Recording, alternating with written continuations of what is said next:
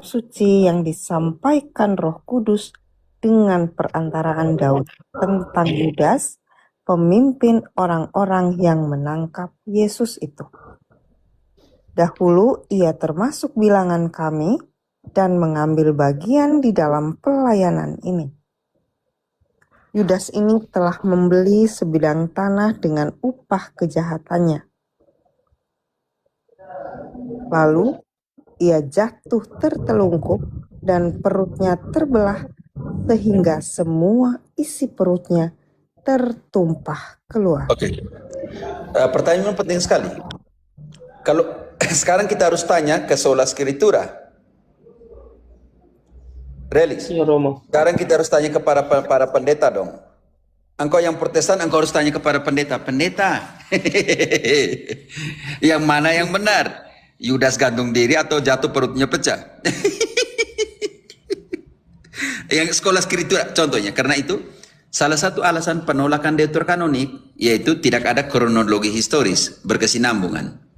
Bisa mengerti salah satunya di situ karena di dalam dua kitab berbeda tentang dua kerajaan, satunya bilang di Mesir, satunya bilang di tempat lain. Saya tidak mau masuk ke deuterokanonik, nanti panjang penjelasan. Tapi saya mau katakan di sini sebagai engkau yang Protestan, yang sola scriptura, posisikanlah dirimu sebagai pendeta. Oke, Relix? Jawab pertanyaan saya. Posisikan dirimu sebagai pendeta dan jawab pertanyaan. Di Pierre kamar. Di sini terbuka. Tidak. Kau naik di Pierre kamar. Yang disapunya pecah di atas. Kau ambil yang baik, anggap baik di Pierre kamar. Jadi posisikan dirimu sebagai pendeta. Dua cara matinya Yudas. Yudas yang sama, dua cara mati yang berbeda. Pertanyaan saya untukmu. Sebagai pendeta, Relix, jawab saya sebagai pendeta. Cara mati yang benar menurut kitab suci itu yang mana? Yang Matius atau yang Kisah? Oke, sebenarnya lampu dulu. Maaf. Ada? Kalau menurut ada sonde? Ada gitar? Sonde ada di situ? Sudah. Oke. Jawab. Saya dengar. Jadi yang mana yang benar nih? Yang Kisah atau yang? saya bingung Romo yang mana Romo. Soalnya dua-dua mengatakan cara berbeda. Mati di Matius dikatakan matinya gantung diri, di Kisah mengatakan ya, makanya pertanyaan saya untuk engkau yang ya, sekarang pertanyaan engkau untuk yang ada satu yang sudah yang dikasih tapi buru-buru. Di mana? Dia yang kasih ini siapa nih? Bino. Itu lah. Tidak. Hah? Yang tidak itu tidak. Dia punya ada gitaris. Bukan itu. Di kamar tidak ada. Kau sudah lihat semua di atas. Ada. Di kapel tidak ada. Sudah ada. Saya punya buruk nih, pecah.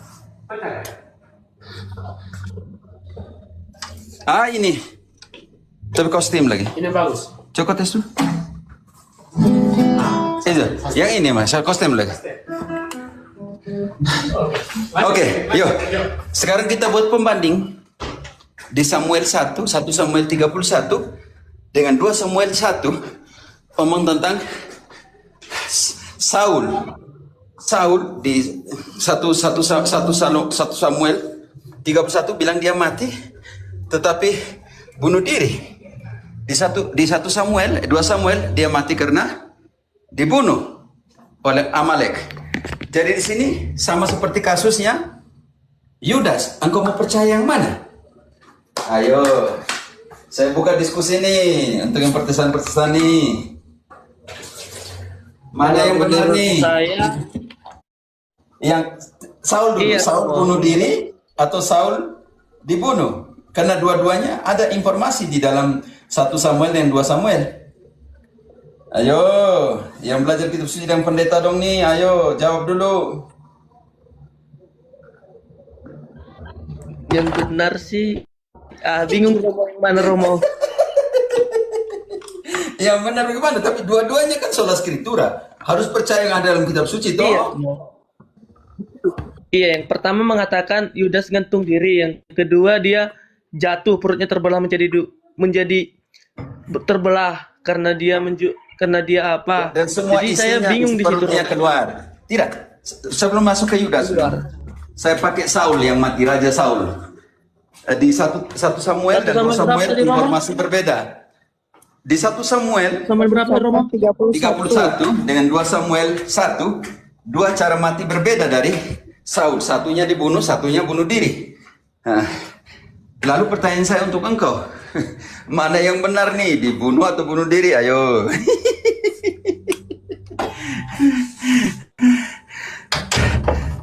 Tidak, maksudnya buat kasus pembanding namanya tuh. Namanya kasus pembanding supaya kita lebih memahami.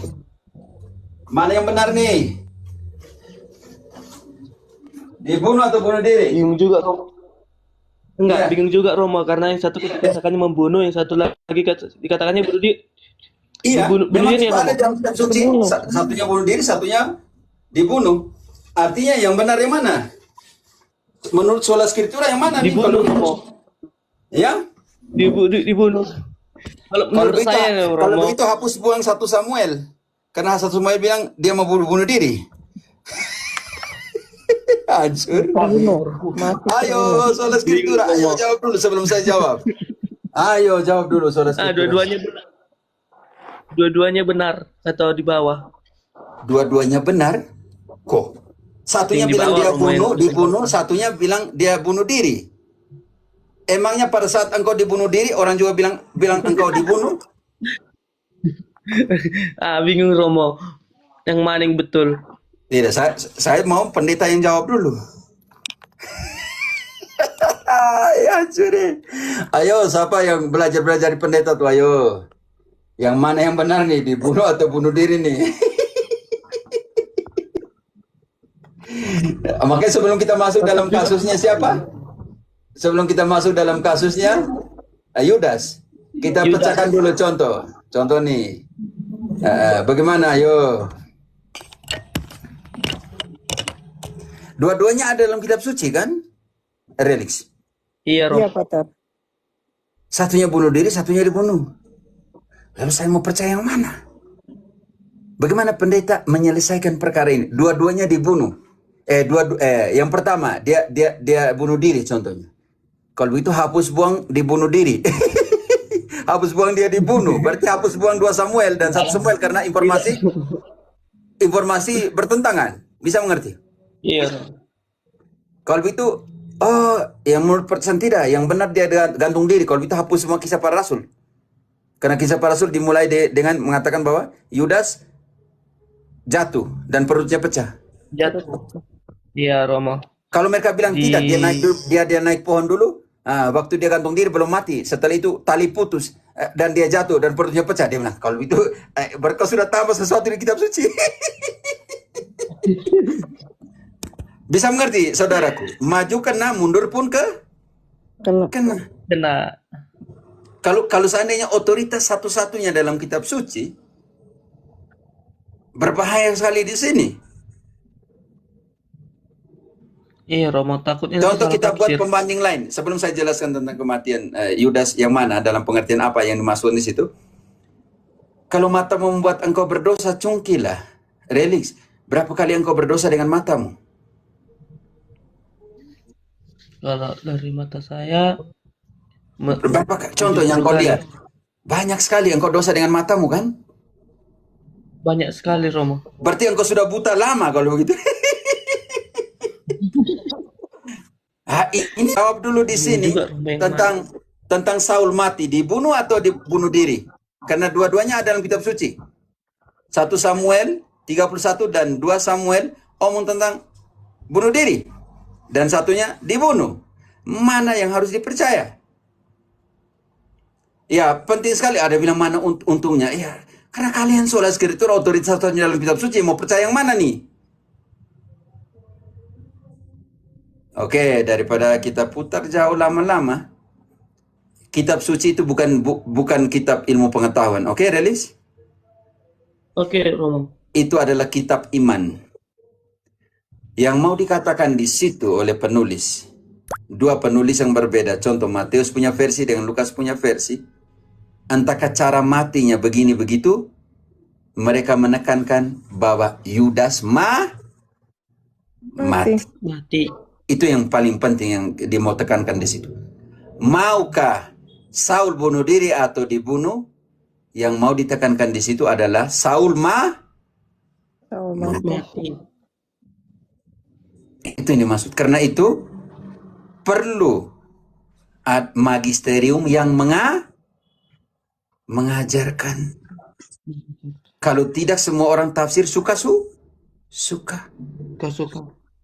Engkau masih ingat sida-sida dari Ethiopia? Bagaimana saya bisa mengerti kalau tidak ada orang yang menjelaskannya? Karena itu di dalam 2 Petrus 3 ayat 15-16 Petrus katakan bahwa dalam surat-suratnya Paulus dan surat-surat lain itu ada hal-hal yang tidak bisa dipahami. Orang yang menafsirkannya suka-suka mendatangkan kebinasan untuk dirinya sendiri. Makanya ketika kalian bilang sola scriptura, tetapi kalian masih menafsirkan,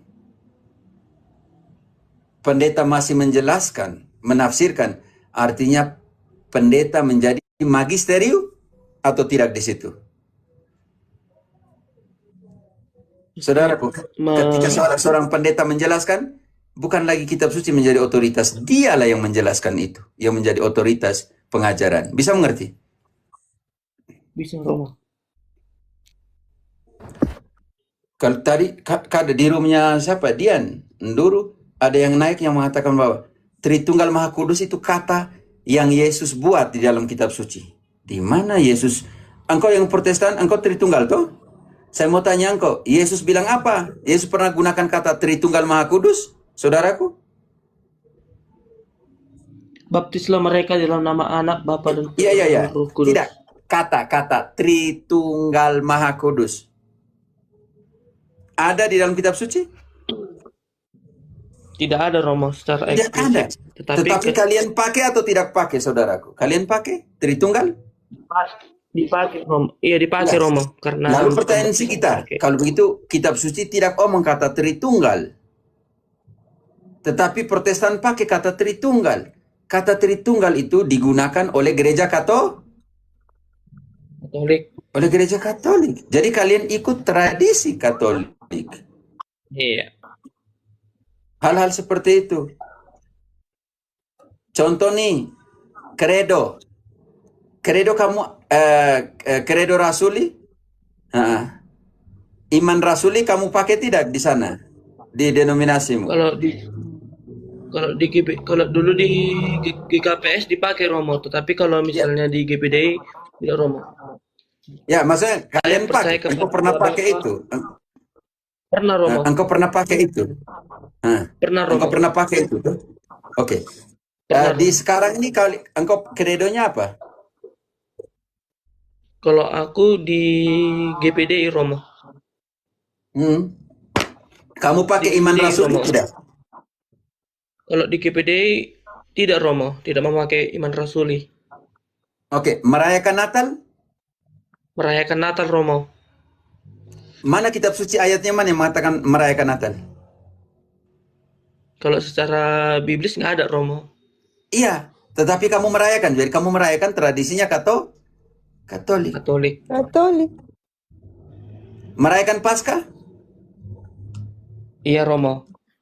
Tanggalnya sama seperti tanggal Katolik punya? Pas serupa, Romo. Pekan sucinya tuh? Iya, Romo. Berarti kamu pakai Katolik punya kalender? Kan jadi lucu. Iya. Makanya semalam saya ketawa, Romo. Ya, maksudnya seperti sekarang kau sudah mengerti, Relix. Engkau sudah mengerti kenapa bukan soal cara matinya Yudas, tetapi dia mati, perkara selesai. Bisa mengerti? Iya, Romo. Begitu. Karena kalau tidak memang rusak. Kita harus hapus buang Lukas. Di kisah harus hapus buang Matius karena bertolak belakang. Atau hapus buang 1 Samuel dan hapus buang 2 Samuel karena bertolak belakang informasi tentang Saul yang mati. Satunya dibunuh, satunya bunuh diri. Bisa mengerti? Bisa, Romo. Begitu Relix? Iya, Romo. Makasih, Romo. Oke, belajar terus Belajar terus adikku. Iya Romo. Belajar terus. Saya juga masih belajar terus Oke, makasih Om Relax. Ada lagi? Berarti dia kalau bunuh diri, berarti dia tidak ke surga ya Romo? Membenci saja sudah tidak menjadi bagian dalam kerajaan Allah. Tapi untuk taruh di surga Iya. itu urusannya Tuhan saudaraku, oke? Oke Romo. Terima kasih Hanya Romo kita buat mau lihat saja penjelasannya. bagaimana kita membandingkan dengan yang membenci orang. 1 Yohanes 2 ayat 1 Yohanes 3 ayat ke-15 kalau tidak salah. Sambil buka saya tunjukkan buku. Ini ada satu buku namanya Tritunggal Maha Kudus dalam Sejarah. Maaf, Trinidad como Historia. Tritunggal Maha Kudus sebagai sebuah sejarah. Bagus sekali bukunya. Tentang bagaimana mengkaitkan kehidupan historis nyata perjalanan orang Israel sampai dengan gereja menghidupi misteri Tritunggal Maha Kudus. Jadi Tritunggal Maha Kudus bukan sebagai doktrin, di buku ini dia bilang sebagai sejarah hidup dari orang Israel sampai dengan gereja. Karena itu Trinidad como Historia. Tritunggal Maha Kudus sebagai sejarah. Buku bagus sekali. Oke. Baik, Pater, 1 Yohanes 3 ayat 15. Setiap orang yang membenci saudaranya adalah seorang pembunuh manusia. Dan kamu tahu bahwa tidak ada seorang pembunuh yang tetap memiliki hidup yang kekal di dalam dirinya. Benih untuk tidak hidup dalam dirinya, hidup kekal dalam dirinya sudah ada, oke? Yang membunuh diri, bayangkan.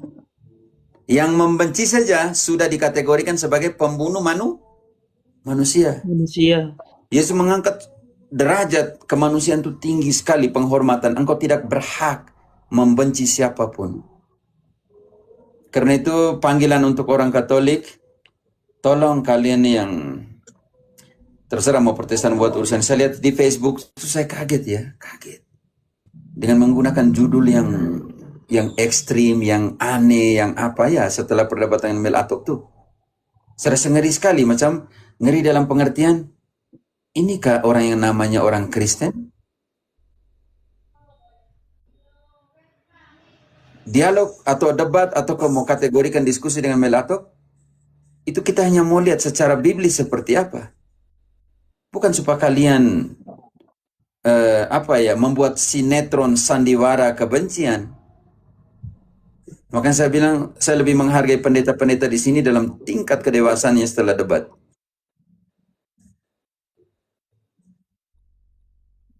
Cari celah tapi tidak mau lihat totalitas dari diskusi itu. Oh, ini celah ini nih kecilnya, oh kita ambil di sini. Itu namanya pengecut. Jadi pendeta pengecut. Jagoan di YouTube, itu jago semua di Zoom. Datang ke ruang terbuka begini kah? Paulusnya pergi ke ruang terbuka kok. Sulit. Tolong yang itu sandiwara yang dibuat itu tuh. Semoga Bapak Pendeta dong Melato dan kawan-kawan jangan buat sandiwara di dalam komen-komen kalian Real, lihat kenyataan. Karena itu sebuah debat, sebuah diskusi. Itu kita lihat yang mana yang pegang data lebih akurat. Itu yang kita mau lihat. Romo yang pegang data. Jangan, saya bukan begitu. Maksudnya saya pegang melihat data itu, akuratnya, yang skritura yang seperti apa kalau mau dijelaskan. Katolik itu skritura, bukan solo skritura.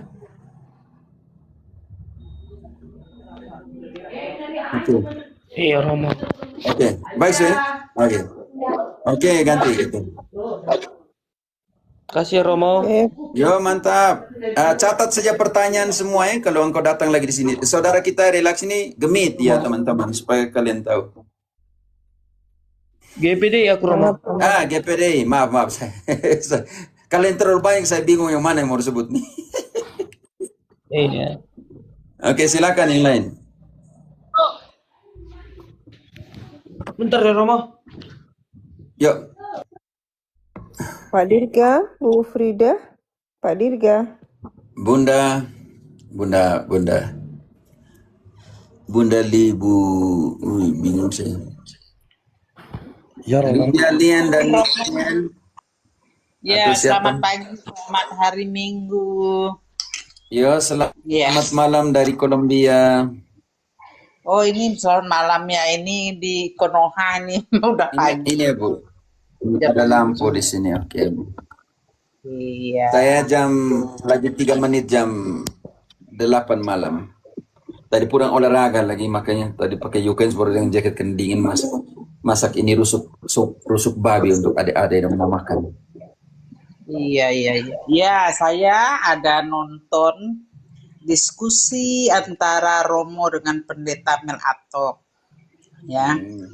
Jadi saya sebagai orang awam, saya itu tidak berani mengatakan dan tidak berani menyimpulkan karena ilmu saya tidak sampai di sana. Saya melihat kedua-duanya itu baik, kedua-duanya itu bagus. Adapun ada kekurangan menurut penilaian penonton itu wajar. Karena penonton itu kan sukanya menilai. Penonton itu kan kadang berkuasa ya daripada pemain ya. Penonton tidak pernah jadi pemain sehingga seenak jidatnya mereka berkata nih, baik itu dari pihak Protestan maupun pihak Katolik. Jadi saya berterima kasih. Bu, bisa tanya, Ibu Protestan atau Katolik? Saya Protestan, Romo. okay. Ya, tapi dulu saya pernah Katolik, Romo, waktu kecil karena keadaan di tempat kami itu pelayanannya nggak ada karena dulu tahun 70-an itu kan Romo itu kan sedikit, dalam satu kabupaten tuh hanya 1 orang, jadi jangkauan pelayanannya agak susah karena jalannya tidak ada, komunikasi pun tidak bisa dipakai karena memang nggak ada sarana komunikasi pada waktu itu, sehingga datanglah penginjilan dari Protestan. Dulu kami namanya GPIB itu Gereja Protestan Indonesia bagian Barat ya. Kalau di NTT mungkin namanya Gemit atau Gemim dan lain sebagainya, itu ya Protestan ya. Jadi agak mirip-mirip dengan Katolik, hanya banyak sih perbedaannya, tapi ada agak mirip sedikit, ada kemiripan gitu. Disitulah kami itu dilayani beberapa tahun, kemudian kami dibaptis. Baptisannya pun formulanya sama dengan Katolik juga, baptis persik, bayi pun dibaptis, sehingga satu kampung itu kami dibaptis, jadilah Protestan. Begitu Romo kisahnya. Tapi saya itu kan waktu kecil jadi Katolik. Setelah itu Ibu pindah lagi dari sana ke Protestan lain, begitu? Setelah itu karena saya dulu ambil pelayanan, kalau di karismatik itu kan ada istilah pelayanan untuk jemaat itu. Jemaat itu boleh melayani asal ada sertifikatnya. Saya ambil yang itu, jadi saya terlibat di dalam pelayanan di suatu gereja, yaitu Gereja Bethel Indonesia. Ibu sudah dibaptis berapa kali? Saya 1 kali aja, waktu di Protestan itu. Di GBI saya nggak dibaptis lagi. Di Bethel tidak dibaptis lagi? Enggak dibaptis. Saya udah terus terang kalau soal baptisan saya sudah dibaptis, ya udah kata pendetanya nggak apa-apa gitu. Berarti Ibu sudah 2 kali baptis sebagai Katolik lalu baptis sebagai Protestan. Katolik belum baptis, Romo. Dan Ibu tadi bilang waktu itu Ibu masih Katolik dari kecil. Waktu kecil kami itu terdaftar sebagai Katolik tapi belum dibaptis. Oke. Iya, Romo. Iya. Demikian kita lanjut kepada intinya. Jadi perdebatan antara Romo dengan pendeta itu bagi saya itu sangat mendidik, supaya di antara kedua belah pihak itu mengerti apa Ibu, saya bisa tanya yang dimengerti. Ketika seorang pendeta bilang denominasi adalah hasil dari dosa, Ibu setuju? Saya kurang setuju itu, Romo. Ya, tadi kan Ibu bilang baik semua. Jadi sekarang pertanyaan saya. Iya. Ketika saya tanya pendeta Melato. Maksud saya gini, Romo, ada sisi baik tanya dulu. sama Ibu, sebentar, saya formulasi. Kan Ibu bilang dua-duanya baik. Sekarang saya mau tanya Ibu. Sekarang Ibu bilang tidak setuju. Oke. Ketika saya tanya kepada Ibu pertanyaan yang sama. Kalau sola scriptura digunakan oleh seluruh Protestan, kenapa terjadi ribuan interpretasi dan ribuan denominasi? Ibu bisa jawab seperti apa? Karena begini Romo, menurut saya ya, maaf kalau saya salah berkata-kata ya. Dari awalnya saja oleh Martin Luther itu sudah memisahkan diri karena reformasi, kan? Menurut Martin Luther kan Katolik pada waktu itu ya tidak sesuai lah. Menurut Martin Luther ya, bukan menurut saya. Ibu. Bukan tanya soal Ya, Katolik tidak saya. sesuai dan tidak. Pertanyaan bukan Ya, itu. ya. Pertanyaan Saya akan mengarah ke situ. Saya akan mengarah ke situ. Jangan masuk ke sana, Ibu. Jangan masuk ke Katolik tidak sesuai dan sesuai. Pertanyaan itu sangat tertutup di sini. Jika hanya satu kitab suci yang digunakan oleh Protestan, kenapa begitu banyak ribuan denominasi termasuk Ibu punya? Kenapa? Ya, saya jawab ya. Di Menurut dalam kitab suci, Protestan menurut kitab banyak- suci, jangan menurut gereja Katolik tidak sesuai, tidak. Menurut kitab suci, karena Ibu sola scriptura. Maka menurut sola scriptura, satu saja kitab suci yang digunakan oleh Protestan di dunia ini, tetapi ribuan denominasi Protestan yang dihasilkan. Pertanyaan sama untuk Ibu, karena Ibu tadi bilang dua-duanya sama halnya. Sekarang saya mau tanya Ibu dulu pendapat pribadimu. Kenapa kitab suci yang sama punya ribuan denominasi? Ya, saya kembali lagi, saya berkata di dalam zaman rasul-rasul pun sudah ada yang pecah juga jemaat-jemaat itu Romo. Ada jemaat di Efesus, tunjukkanlah. ada di Laodikia, Tunjukkan jemaat yang pecah, Ibu. banyak. Saya tanya secara biblis. Ya, mana ayatnya kalau Ibu bilang banyak? Kita lihat di Wahyu itu Pak, ada Pak. Ayat berapa Bu? Saya baca. Ibu kasih ayat, saya baca Bu. Bentar ya. Bentar, saya Ya, ambil. kasih ayat Bu, saya baca. Ya. Oke, jemaat cari ya. Saya punya hanya satu device jadi susah ambil Tidak sebut aja ayat, Ibu. Masa pakai device Bu? Alkitab ada buku lah Bu, pakai buku lah. Ya, sebentar. maksud saya begini, Ibu. Maksud saya begini. Jadi, saya tidak mau Ibu masuk dalam relativisme menyamakan saya dengan Melato. Ibu saja sendiri tadi tidak setuju. Ibu tadi Saya saja kan tidak tidak setuju. menyamakan, saya bilang sama-sama baik. Ibu, Ya menurut Ibu. aku kan Ibu tadi tidak setuju ketika Melato bilang perpecahan denominasi karena dosa. Ibu bilang itu yang saya tidak setuju. Lalu kenapa Ibu tadi bilang sama?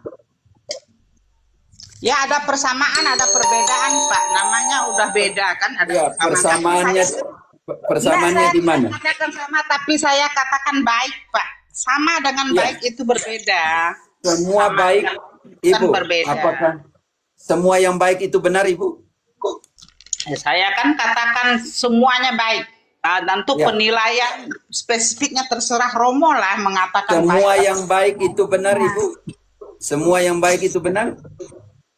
Oh tidak juga, ada yang baik tidak benar tuh ada. Itu terserah Oke. kita memilahnya lagi. Iya. Gitu. Karena itu Ibu tadi sudah bilang yang tidak benar dari Melato adalah ketika mengatakan perpecahan denominasi karena dosa. Makanya Ibu tidak setuju. Saya kan katakan itu baik. Kalau menurut Protestan itu baik, menurut Melato itu baik, ya baiklah. Saya tidak berhak untuk menyalahkannya. Tapi saya mengatakan itu baik, itu kan nggak apa-apa kali ya. Ibuku yang terkasih, ketika tadi Ibu bilang tidak setuju ketika Melato bilang perpecahan karena dosa. Saya sudah dapat itu ya. Kita lihat perpecahan jemaat ketika itu ya. Menurut Wahyu kepada Yohanes ya. Yang pertama Berapa ayat berapa? Wahyu pasal 1 ayat 9. Wahyu Ibu. pasal 2 dan Ibu, Wahyu 1 ayat 9, Ibuku yang terkasih. Wahyu 1 ayat 9 bukan bunyi seperti tentang perpecahan. Wahyu 1 ayat 9 dikatakan, pada hari Tuhan Tidak, coba kita tentu, apakah di situ ada perpecahan? Ibu jangan ambil ayat yang tidak sesuai. Tolong dibaca Wahyu 1 ayat 9. Apakah bunyi seperti itu atau tidak? Ibuku yang Saya secara terkasih, garis besar karena dengar ibu dulu masa maksudnya ibu, kalau ibu sebut ayat kita langsung baca, itu maksud saya seperti itu ibu. Jangan sebut-sebut saja, semua orang bisa sebut. Maksud saya seperti itu. saya mau baca Ya, sebenarnya. ibu diam Di dulu, sini Bu. ada Saya baca, lektornya Bu. ibu. Di Ibu sini ada diam, lektor. ibu diam. Ibu diam, saya baca, Bu. Ya, Ya, ibu diam, saya baca. Ya, Bu. Aku Yohanes, saudara dan sekutumu dalam kesusahan, dalam kerajaan dan dalam ketekunan menantikan Yesus. Berada Di di situ pulau yang bernama Patmos. Patmos. Cukup. Oleh Ibu, ya, cukup. Di situ omong tentang perpecahan ibu.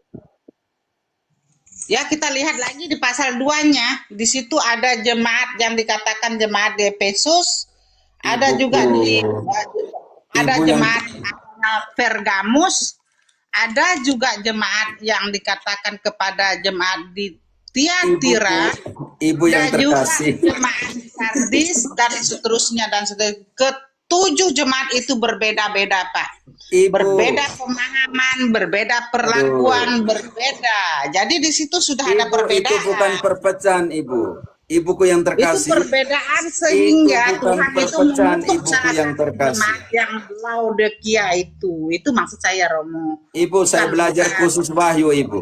Saya belajar khusus wahyu ibu. Ya, saya tahu Romo punya pendidikan Iya, tinggi, sebentar, makanya biarkan Ya. saya jelaskan ke ibu. Ya.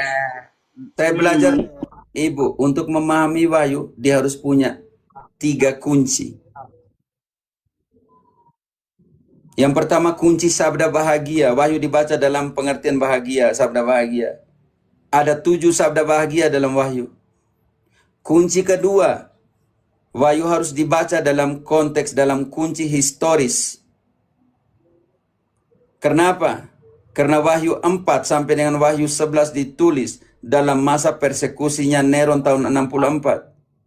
Situasi historis kedua, wahyu 12 sampai dengan wahyu 22 ayat 5 ditulis tahun 90-an dalam persekusi Domitianus. Sedangkan wahyu 1 sampai 3 dan wahyu 22 ayat 6 sampai dengan terakhir ditulis tahun 100-an, hampir tahun 100. Itu yang kita namakan kunci kedua, kunci historis. Ditulis dalam keadaan situasinya seperti apa.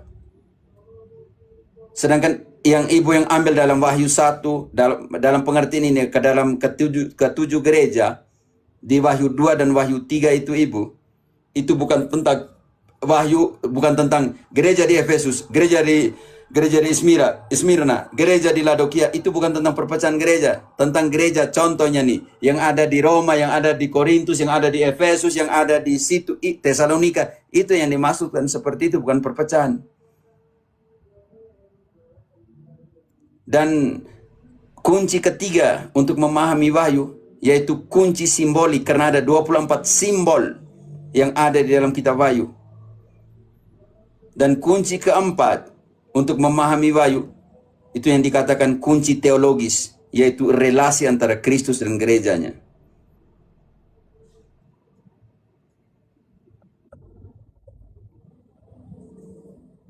Itu yang dimasukkan seperti itu, bukan perpecahan di antara 7 gereja, bukan. Tuliskanlah ini kepada gereja di Efesus, kepada Smyrna. Sama seperti ketika surat kepada Roma, tidak berarti dia pecah dengan Efesus.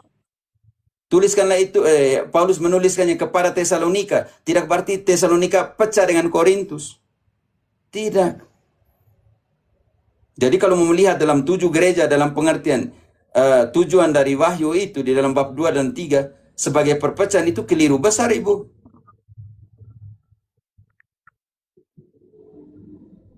Makanya saya tanya, akar dari perpecahan secara biblis itu apa? Ada di Roma 16 ayat 17-18, kita baca akar dari perpecahan yang tidak bisa dijawab oleh Melatok. Dia bilang dosa. Oh, ibu turun sendiri ya.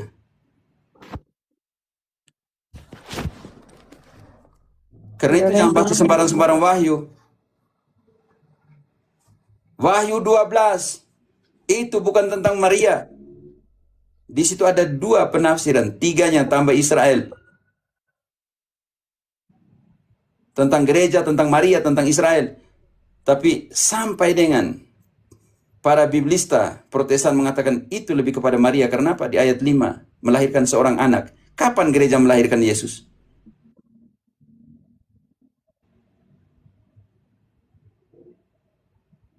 Ibu tadi turun. Maksudnya seperti ini. Jadi ketika mengatakan sama saya, maka saya bawa ini pasti Protestan. Apalagi dia mantan Katolik. Maaf ya teman-teman, bukan karena marah, saya tidak marah. Saya rasa kesian sekali masing-masing orang menafsirkan suka-suka. Apalagi tentang wahyu. Mereka belajar di mana? Ini ada buku tentang wahyu ini, bagus sekali. Mana? Ini. Apokalipsis.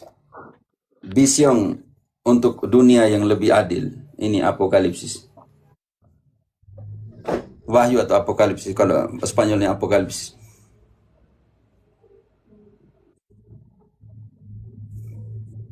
Maaf, saya bukan marah, hanya kesian sekali. Karena dia menggunakan 7 gereja di bab 2 dan bab 3-nya Wahyu itu sebagai itu perpecahan gereja. Siapa bilang perpecahan di situ?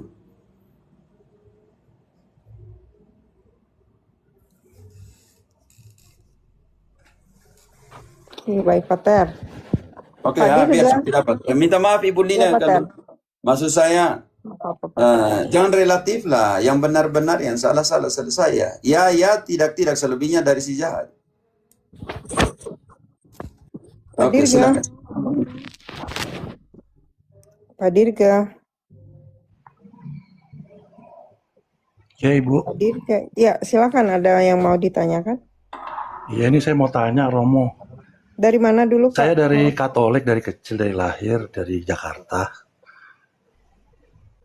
Parokinya Saya mana, Bu? paroki Keluarga Kudus Pasar Minggu, Romo, Jakarta. Oh ya, anak Pasar Minggu, oke. Iya Romo, ini saya semacam ada kegundahan hati aja Romo. Jadi ada ibu-ibu yang istilahnya curhat ke saya Romo. Jadi dia tuh menikah 10 tahun Romo secara Katolik. Terus diceraikan oleh suaminya, tetapi tidak secara Katolik, secara negara. Terus berjalannya waktu, suaminya ini menikah dengan RT 6 Romo. Terus setelah menikah dengan RT 6 ini dia punya anak 2. Dan tidak lama dia kembali lagi ke Katolik dengan keluarganya yang ini. Keluarganya yang dari RT 6 ini. Menurut pandangan Romo gimana ya? Saya bingung Romo. Pas mendengar curhatan ibu ini saya bingung. Ini secara Katolik seperti apa? Saya jadi bingung gitu Romo. Begini. Terutama dari pihak suaminya, gitu aja. Iya. Posisikan dulu. Mereka menikah Katolik, dua-duanya Katolik. Setuju sampai sini? Alur. Setelah menikah, suaminya yang Katolik ini pergi. Iya. Dan menikah lagi secara Islam dengan perempuan dari Islam. Betul Romo. Oke, sampai sini selesai. Ya. Yang ketiga, setelah perjalanannya waktu, suaminya yang laki-laki yang Katolik, suami yang Katolik ini, status suami sampai mati, oke, masih dalam pengertian. Suaminya ini dia bawa istrinya yang Islam jadi Katolik. Betul Romo. Oke, sampai di sini sudah bisa mengerti. Sekarang pertanyaan saya, posisinya ibu di hadapan sakramen atau posisinya bapak? Kita mulai dari posisinya ibu, oke? Iya. Dia tidak menikah lagi, tidak punya laki-laki lain. Tidak punya Romo. Dia punya hak sakramen yang tidak bisa diganggu gugat. Dia misa, dia komuni, dia mengaku dosa, dan semua sakramen punya hak. Bisa? Iya Romo. Oke. Dari posisi bapak ini, walaupun dia bawa perempuan yang dia menikah di secara Islam jadi Katolik, dia tidak bisa mempunyai hak sakramen, khususnya Ekaristi.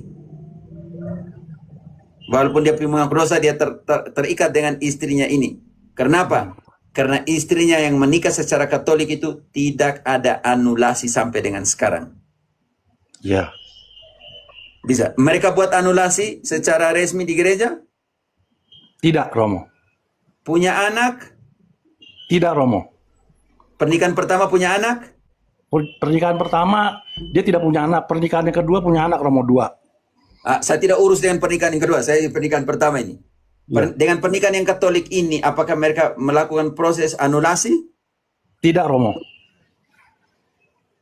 Ya, bisa. Karena itu dia tetap menikah dengan yang pertama secara sakramen. Terus saya mau nanya lagi, Romo. Itu yang istri yang keduanya dan anaknya itu gimana ya, Romo, statusnya di gereja Katolik itu, Romo? Soalnya kan ini satu keluarga ini masuk Katolik, Romo. Oke. Anak-anaknya punya hak sakramen semuanya, biasa. Hmm. Karena seorang anak tidak pernah memilih orang tuanya, oke? Iya, Romo. Terus? Istrinya ini jadi Katolik. Iya, Jadi Romo. baptis. Iya, Romo. Menurut pengakuan ibu itu.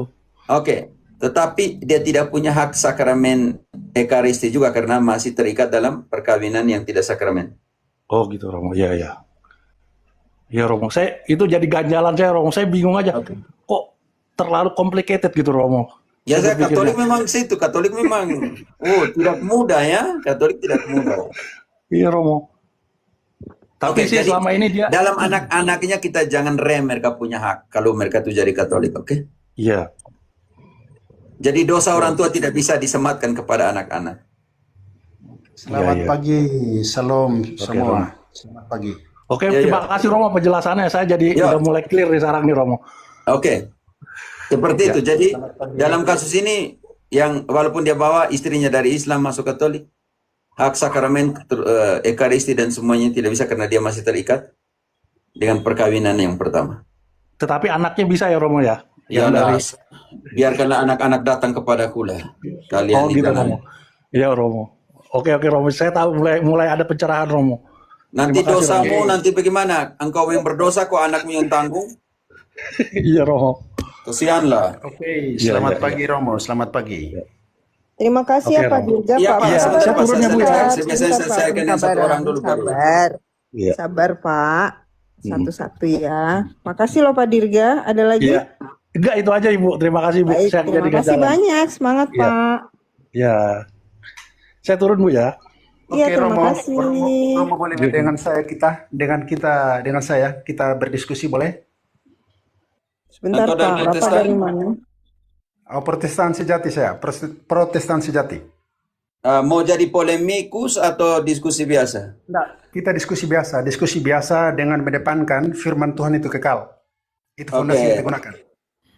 Pakai Pak, maaf, Pak, kalau nyalakan Bapak kamar ya, baru Pak. naik, kalau baru naik mulai antri nggak sih, Pak? Ini Bapak lebih dulu Bapak atau saya, Pak? Oh ya, Ibu tadi dulu nih. Maaf. Bu Saori, makanya saya bilang Pak Pengkabaran sabar ya Pak, karena yang ngantri banyak, Bapak baru naik, jadi Bapak sabar ya, sebentar ya Pak. Oke, terima kasih. Oke, Oke. Pak, baik. sebentar kalau Bapak mau, sebentar Bapak buka kamera ya, Bapak ya, supaya saya kenal. Oke, Bu Frida, Bu Frida, Bu Frida, Bu Frida 3 nggak ada, oke. Pak Evan, Pak Evan, Ya, ya silakan Pak. ya selamat pagi Om Romo. Yo. Saya dari Katolik. Saya mau saya mau bertanya tentang Tritunggal, Pak. Saya masih bingung. Saya anjurkan yang pertama engkau pergi nonton punya. Engkau bisa nonton belajar di YouTube Epifani kah? Pak Evan, nanti Ya. masuk ke YouTube-nya Romo ya, namanya Epifani. Di sana ada penjelasan mengenai Tritunggal. Nanti Bapak sudah Lengkap. belajar Tunggal itu, Maha nanti Kudus kalau dalam tidak kitab mengerti suci. baru balik lagi ke sini. Tapi tidak bisa tanya mungkin saya bisa satu Iya, dua iya, menit. terima kasih Yang banyak. panjang di sana hampir mau 3 jam penjelasan tentang Tritunggal Maha Iya, Kudus iya. dalam kitab suci. Ya begini, saya mau tanya pendek saya Om Romo. Yang sebelum Tuhan Yesus ditangkap kan Tuhan Yesus berdoa. Jadi yang saya mau tanya, Tuhan Yesus berdoa kepada siapa itu? Dia bilang apa di situ pernyataannya? Bapa, jauhkanlah cawan ini daripadaku. Dia omong dengan siapa di situ? Berdoa artinya apa, saudaraku? Saya tidak tahu, itulah saya tanya Om Romo ini. Oke, karena itu berdoa dalam konteks Ibrani, tefillah artinya menjaga supaya koneksimu dengan Tuhan itu tidak pernah terputuskan. Yesus sedang menjaga agar koneksinya dengan Bapa tidak pernah terputuskan. Karena itu dia pergi omong dengan Bapa, Bapa ambil piala ini daripadaku. Tapi bukan kehendakku, melainkan kehendakmu. Jadi kalian bilang Ya, kalau Bapak itu berdoa, siapa? Bapak itu apakah Yesus sendiri atau bagaimana, Om Romo?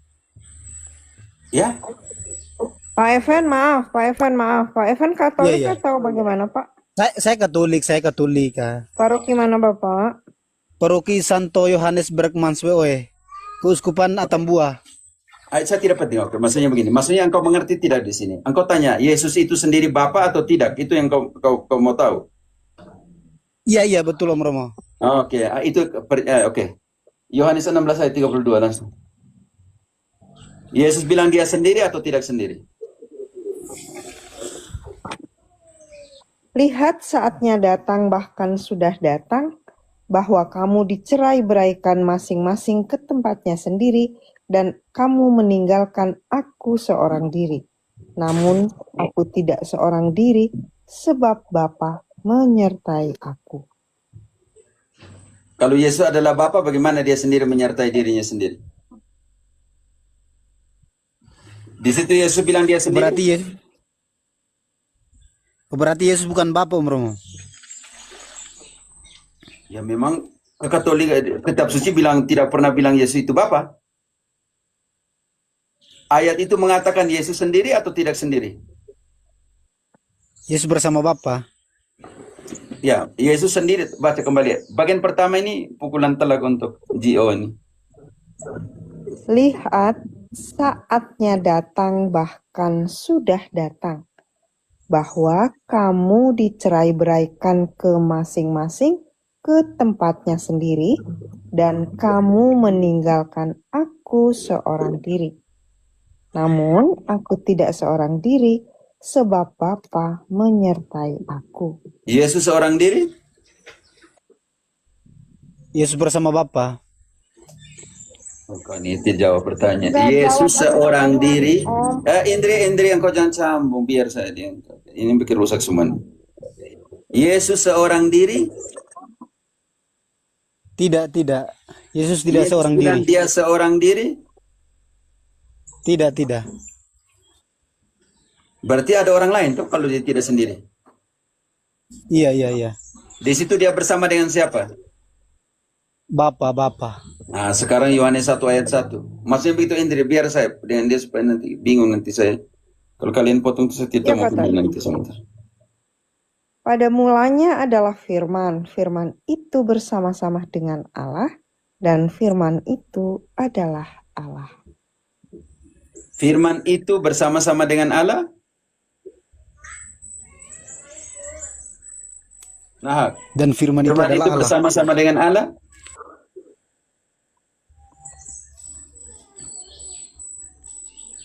Engkau tidak konsentrasi di ayat tadi? Mungkin ada anak menangis, kesian dua dia sementara jaga.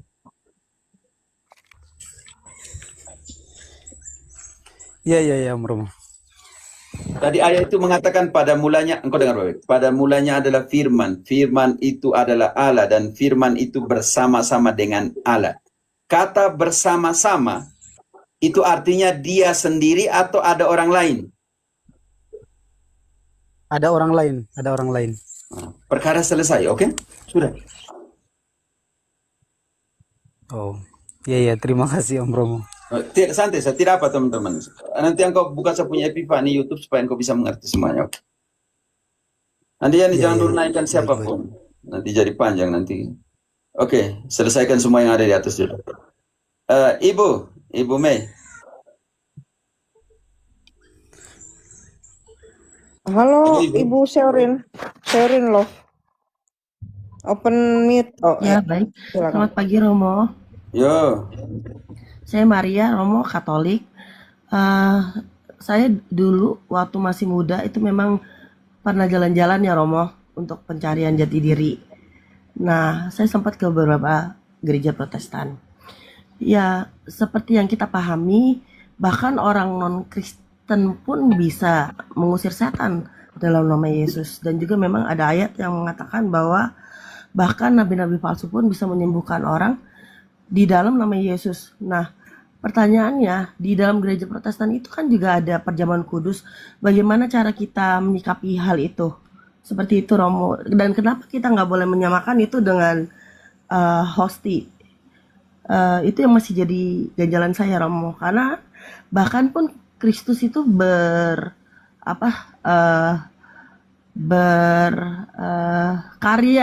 karena itu dilakukan dalam namanya. Seperti itu, Romo. Jadi pertanyaan Ibu konsentrasi di nabi palsu atau di ekaristi? Di ekaristi ya Bu? Ekaristinya, ya. Saya nggak tahu apakah itu layak dibilang ekaristi atau hal yang lain seperti itu, Romo. Oke, saya akan menjelaskan pemecahan roti atau ekaristi atau misa dalam konteks biblis, oke? Supaya nanti Ibu bisa membedakan. Baik. Oke. Nanti Ibu yang simpulkan sendiri apakah itu sesuai, yang mana yang sesuai dan tidak. Oke. Ya, baik. Yang pertama, maaf tadi saya ada ke kamar mandi. Yang pertama harus dimengerti bahwa Romo, sebelumnya saya mau minta maaf, saya lagi ada GERD. Jadi kemungkinan akan sendawa, saya tutup ya mic-nya, akan jawab ketika Romo bertanya. oh ya, maksud saya seperti itu. Ketika ditanya baru dibuka mic. Yang pertama kita harus mengerti bahwa yang merayakan ibadah secara biblis itu siapa? Di dalam Ibrani 9 ayat 6 kita akan menemukan secara biblis siapa yang merayakan ibadah. Demikianlah caranya tempat yang kudus itu diatur. Maka imam-imam senantiasa masuk ke dalam kemah yang paling depan itu untuk melakukan ibadah mereka. Ibu, di sini siapa yang merayakan ibadah? Orang pilihan Tuhan saat itu ya? Tidak, di situ. Kata di situ. Imam. Makanya Ibu harus dengar baik-baik. Baca kembali bagian terakhir. Maka imam-imam senantiasa masuk ke dalam kemah yang paling depan itu untuk melakukan ibadah mereka. Baik. Apa yang mereka lakukan? Di dalam Imamat 21. Ya, coba Imamat 21 ayat 8. Imam punya tugas di situ mempersembahkan apa? Pater, Imamat 21 sampai 24 aja. Bukan. 24. 24, 28, nggak ada 24 sampai 23. 8. 8, 28. Kemudian Imamat 8:28 kan Pater, bukan? Imamat 24 ayat 8. Imamat 24. Engkau tadi yang pertama kau baca di mana? 24, 28 Pater. Tadi Pater bilang 24, 28. Tidak, tadi saya bilang 20. Kalau tadi saya bilang 21, 24, 8. Oke, baik Pater. Setiap hari Sabat ia harus bukan, berarti bukan 21. 20, kalau itu 21. 21 ayat 8. Tolong bantu dong tulis kalau saya Dan kamu harus menganggap dia kudus, karena dialah yang mempersembahkan santapan Allahmu. Ia harus kudus bagimu, sebab aku, Tuhan yang menguduskan kamu adalah kudus. Siapakah mereka? Ayat 1. Tuhan berfirman. Ya, Ibu. Nanti kalau saya tanya Ibu baru dijawab. Ini kan masih penjelasan bebas. Tuhan berfirman kepada Musa, berbicaralah kepada para imam, anak-anak Harun, dan katakan kepada Sudah kata kuncinya cukup. Di dalam 21 di sini, di dalam 21 ayat 8 secara jelas bahwa tugas imam adalah mempersembahkan santapan Allah. Apa yang mereka buat di dalam perjanjian lama, yaitu di dalam Keluaran 29 ayat 35, 36, 36, 37, mereka mempersembahkan korban penghapus dosa tiap-tiap hari. Tiap-tiap hari haruslah engkau mengolah seekor lembu jantan menjadi korban penghapus dosa untuk mengadakan pendamaian. Dan haruslah kau sucikan mezbah itu dengan mengadakan pendamaian baginya. Haruslah engkau mengurapinya Cukup tiap-tiap hari. Oke. Sekarang di dalam perjanjian baru ada imam atau tidak ada imam, Ibu? Di perjanjian baru ada imam. Ada imam. Imamat lama, imamat dalam perjanjian lama telah dibatalkan. Ibrani 10 ayat 8, di situ dikatakan secara jelas, kurban bakaran dan kurban keselamatan yang dilakukan oleh imam-imam Lewi dan Harun tidak lagi berkenan kepada Allah. Di atas ia berkata, korban dan persembahan, korban bakaran dan korban penghapus dosa tidak engkau kehendaki dan engkau tidak berkenan kepadanya. Sekarang kita lihat meskipun dipersembahkan menurut hukum Taurat. Walaupun dipersembahkan hukum Taurat, artinya Lewi dan Harun mempersembahkan tidak berkenan lagi. Sekarang ayat 9, dibatalkan, dihapuskan, tetapi tidak menegakkan yang kedua atau menegakkan yang kedua. Dan kemudian katanya, sungguh aku datang untuk melakukan kehendak-Mu.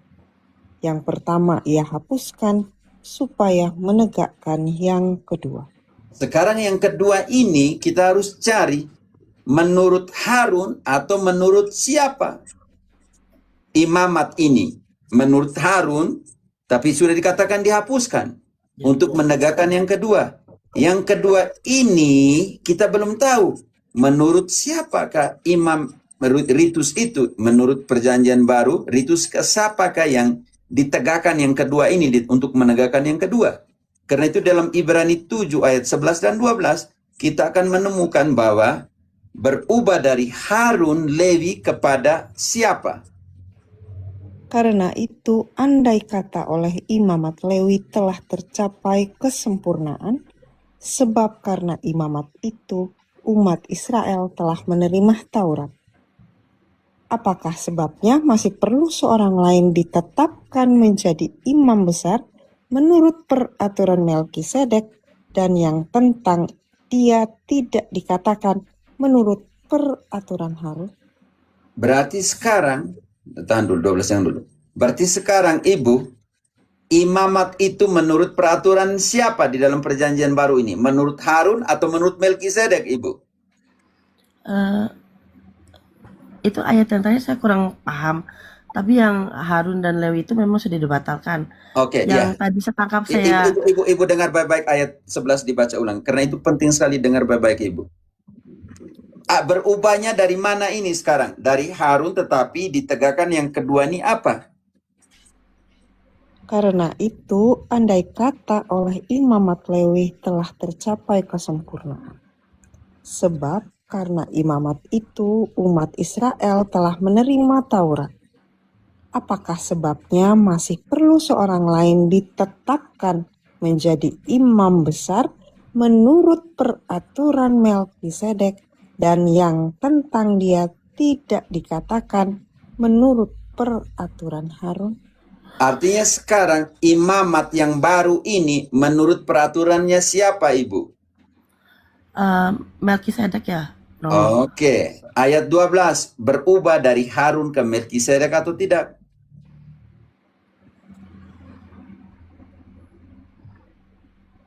Dua belasnya kok. Sebab jikalau imamat berubah, dengan sendirinya akan berubah pula hukum Taurat itu. Jadi Ibu, sudah terjadi perubahan dari ritus Harun atau Lewi yang mempersembahkan binatang kepada ritus Melkisedek. Pertanyaan saya kepada Ibu, Ibu mengerti kenapa Melkisedek? Itu saya kurang paham Romo. Oke, Kejadian 14 ayat 18. Kenapa ritus Melkisedek?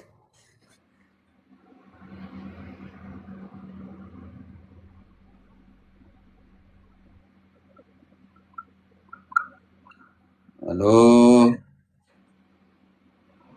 Aduh, sinyal. Kejadian 14 ayat 18 berbicara demikian, Ibu. Melkisedek Raja Salem, dia adalah imam dari Allah yang Maha Tinggi, mempersembahkan roti dan anggur. Sekarang sudah bisa mengerti? Naik dulu Ratu atau siapa, ganti ide saya karena sinyalnya mungkin. Dengar, Baik, Pater. Romo. Saya dengar, Pater. Tadi saya suruh kau baca beberapa kali, tidak bunyi. Nah, Oh ya? Tidak dengar sama sekali. Ibu dengar dia baca barusan? Tidak. Ini dengar tidak, tadi barusan, tidak dengar, Pater. tidak Tidak, dengar ya? Ibu Ini barusan Indri, dengar. tidak dengar saya. Saya baca tadi Melkisedek Raja Salem Tidak, kami membawa tidak dengar. roti. Oh tidak ya? Tidak dengar Tidak. Ibu. Makanya saya baca yang saya tahu. Baca maaf saya Nah, yang Romo ada di ada kepala. Oke. ada pertanyaan lagi mengenai Ibu jangan dulu lari, Nah, Ibu belum selesai. zaman sekarang Romo bahkan Ibu belum, jangan dulu Ibu belum selesai ritus Melkisedeknya. Kenapa Melkisedek? Ibu belum bisa jawab tadi, makanya saya menjawab dengan ayat. Jangan dulu ganti tema, Ibu. baik. Romo mohon maaf, Romo juga glitching ya Romo. Glitching itu apa ya? Glitching juga dan agak frozen. Sekarang live dijeda, ya. Nah sekarang terdengar tapi tidak ada gambar. Halo. Indri coba baca. Terdengar Romo, hanya tidak ada gambar. Tidak, Indri punya. Melkisedek Raja Salem. Melkisedek Raja Salem membawa roti dan anggur. Ia seorang imam Allah yang Maha Tinggi.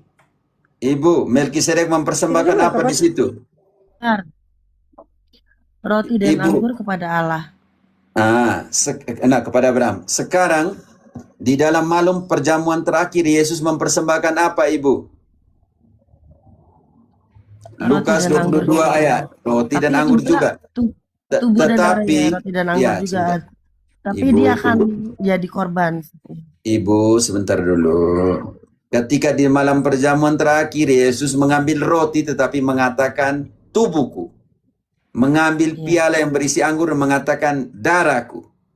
Tetapi mempersembahkan roti dan anggur seperti Melkisedek. Ya. Karena itu Yesus bilang, lakukanlah ini kepada para rasul supaya terus melakukannya. Orang Israel, imam Israel, Lewi dan Harus mempersembahkan santapan ilahi, korban bakaran itu setiap hari atau tidak setiap hari? Setiap hari. Karena itu di dalam perjanjian baru, pemecahan roti itu setiap hari atau tidak setiap hari? Untuk kalau Ibu, saya bilang secara biblis, jangan bilang ke denominasi. Secara biblis. Saya tunggu Romo, saya kan Katolik itu hanya ke gereja setiap minggu. Nah, tapi juga ada misa harian ya Romo. Itu yang Ibuku yang terkasih, kalau kita tidak pergi misa harian bukan berarti gereja tidak punya misa harian. Setiap hari ada misa di gereja, ada pemecahan roti. Karena itu mandat dari kitab suci. Kisah 2 ayat 46. Pemecahan roti itu setiap hari. Baik. Dengan bertekun dan dengan sehati mereka berkumpul tiap-tiap hari dalam bait Allah. Mereka memecahkan roti di rumah masing-masing secara bergilir dan makan bersama-sama dengan gembira dan dengan tulus hati. Di gereja Katolik pemecahan roti setiap hari, Ibu yang terkasih. Sekarang saya mau tanya, ketika Ibu di Protestan, pemecahan roti itu setiap kapan? Karena secara biblis setiap hari. Setiap minggu, Romo. Artinya sesuai dengan kitab suci atau tidak? Enggak sih, Romo. Beda. Yang itu yang pertama, yang tadi alasan. Apa sih yang sama? Yang beda? Ya beda lah. Iya. secara biblis setiap hari pemecahan roti. Yang kedua, yang menyiapkan santapan untuk Allah itu imam. Baik Romo, itu juga saya pahami harus dari para rasul, karena dan itu kita apostolik ya, jadi memang kita dari tradisinya sesuai dengan tradisi, berkesinambungan seperti itu. Sekarang saya paham Romo, karena kadang-kadang saya suka takut gitu loh. Saya kan pernah juga menyantap itu di kedua gereja. Sebelum akhirnya itu cuma sebentar kok Romo, cuma setahun pencarian jati diri waktu itu. Itu juga lompat-lompat Romo dari Ada gereja yang satu. alasan ketiga Ibu yang membedakan. Baik. Bagi Silakan. Protestan sekadar simbol. Bagi Katolik tidak.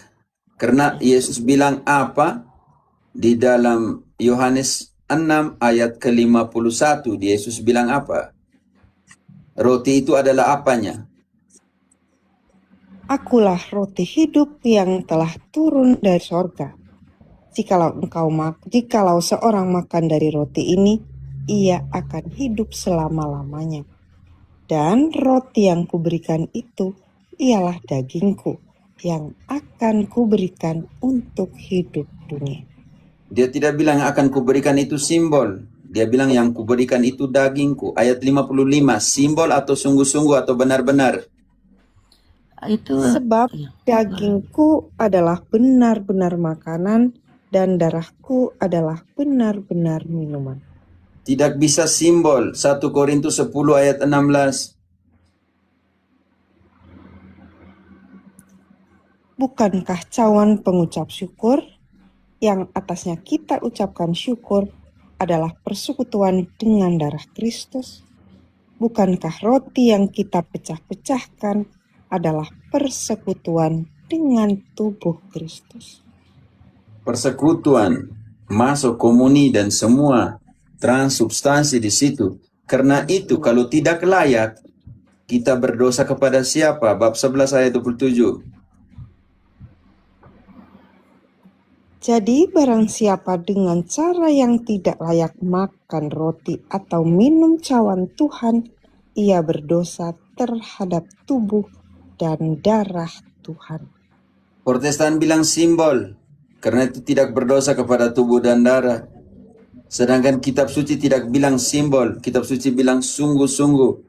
Ibu bisa mengerti? Saya mengerti Romo, ini ada poin-poin yang saya pahami. Kadang-kadang bahkan Protestan pun akan bilang ini darah Kristus dan tubuh Yesus, tapi memang mereka tidak bilang itu persekutuan dengan Kristus di sana. Kemudian juga memang harus dari rasul berdasarkan tradisi. Kemudian juga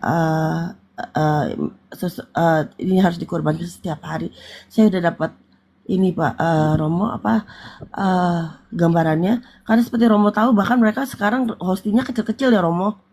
Oh, saya tidak tahu Ibu, saya tidak pernah masuk di mereka punya, saya tidak tahu apa. Ini cuma sharing aja sih Romo seperti itu. Tapi saya sudah paham, jadi saya nggak usah takut dosa lagi karena dulu kan pernah berada di gereja Protestan, jalan-jalan kanan kiri gitu kan Romo, dan ikut menyantap hostis ini gitu. Tapi ini berbeda. Dan jadi memang berkatnya berbeda. Jadi saya tidak perlu khawatir lagi soal itu seperti itu Romo. Jadi sudah jelas Romo. Terima kasih banyak untuk penjelasannya. Oke. Baik Ibu, terima kasih. Sudah ya Bu? Baik, Pak pengkabaran. Oke, selamat